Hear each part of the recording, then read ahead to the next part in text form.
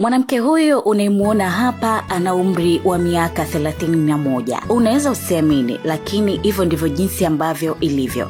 Ni mwanamke wa miaka 31 tu. Anafahamika kwa jina la Senhalla Hoza, mwanamke kutoka Afrika Kusini ambaye amewashangaza wengi baada ya kueleza namna alivyozeeka ghafla, na anasema kwamba hali hiyo ilimuanza akiwa na umri wa miaka 27. Muonekano wake ulianza kubadilika na kuelekea uzee kwa haraka sana hadi leo hii akiwa na umri wa miaka 31, na hivi ndivyo jinsi ambavyo anaonekana kama bibi wa miaka 70 au 80. Mwanamke huyu anasema kwamba alizunguka katika hospitali mbalimbali bila mafanikio yoyote, na zaidi afya yake ilizidi tu kudhoofu, ikiwemo viungo vyake vya mwili na moyo vinazidi kuathirika, na muonekano wake ukizidi kukimbilia uzee kama ambavyo anaonekana. Hali hii wengine wamekuwa wakihusisha na imani za kishirikina, huku akisema kwamba huenda alirogwa na raia wa kigeni ambaye alikuwa ni mpenzi wake kabla hali hii kubadilika. Mwanamke huyu anasema hali yake ilianza kubadilika mara tu baada ya kujihusisha kimapenzi na mwanaume huyo ambaye ni raia wa kigeni, wakati huo akiwa na umri wa miaka 27,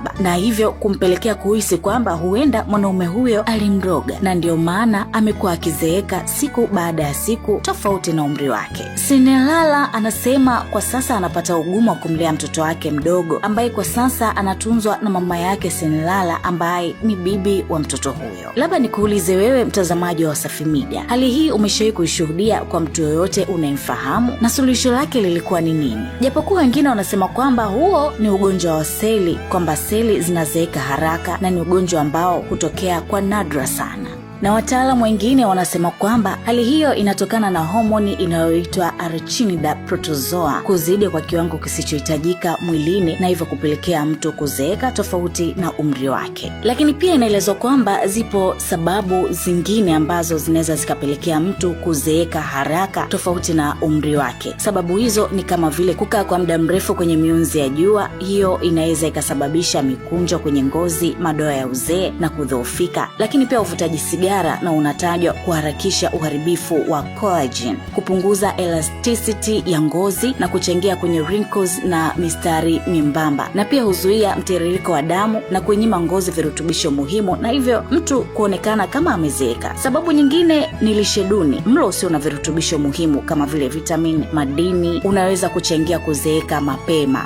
Lakini pia ulaji mwingi wa sukari inaweza kusababisha kuharibu collagen na kuharakisha kuzeeka kwa ngozi. Stress pia inaweza kusababisha mtu kuonekana mzee tofauti na umri wake. Sababu zingine zinatajwa kunyimwa usingizi, uchafuzi wa mazingira, na kuna sababu za vinasaba. Baadhi ya watu wanaweza kupata kuzeeka mapema kwa sababu ya maumbile yao na kutegemea hali kama ngozi nyembamba au mikunjo ya mapema. Mimi naitwa Nezia Morris na hii ni Wasafi Media.